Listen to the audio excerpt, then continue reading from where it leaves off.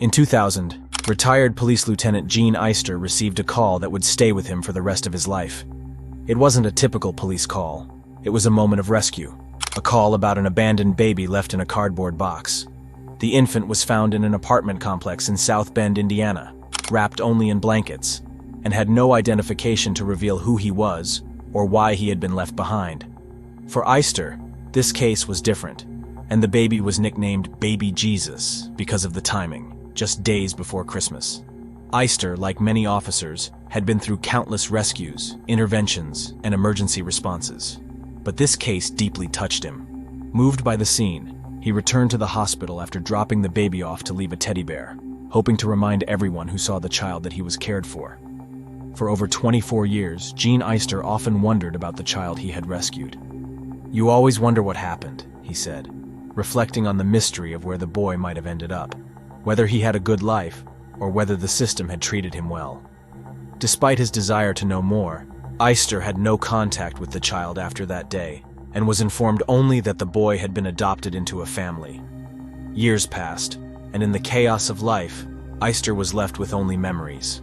However, fate had other plans. In 2024, Eyster received a call from a fellow police officer. The officer asked, "Do you remember that baby you rescued?" Eyster's response was an emphatic yes. "You're not going to believe this," the officer continued. "The baby is sitting right next to me now. He's my rookie."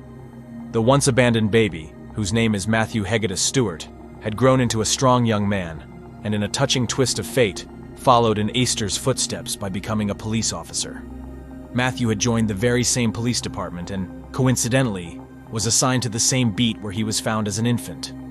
Both officers were left speechless at the incredible turn of events, a full-circle moment that neither could have predicted. Eyster, now 70 years old, was deeply moved when he reunited with Matthew. The meeting stirred emotions that took him back to that cold winter night in 2000, when he first laid eyes on the infant he had saved.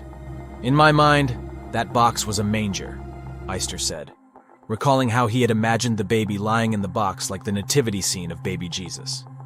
The reunion came at an emotionally significant time for Eyster, as he was grieving the recent loss of his son, Nick.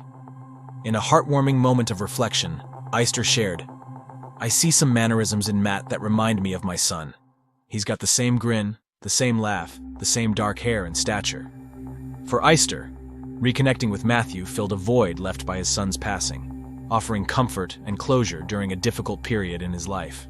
Matthew, for his part, expressed immense gratitude toward Eyster and spoke of how inspiring it was to meet the man who had given him a second chance at life. "It's a full-circle moment," Matthew remarked. "I can only imagine how it feels from his point of view." Both men marveled at the numerous coincidences that had brought them together, reinforcing the sense that this reunion was meant to happen. The story of Gene Eyster and Matthew Stewart is more than a police rescue.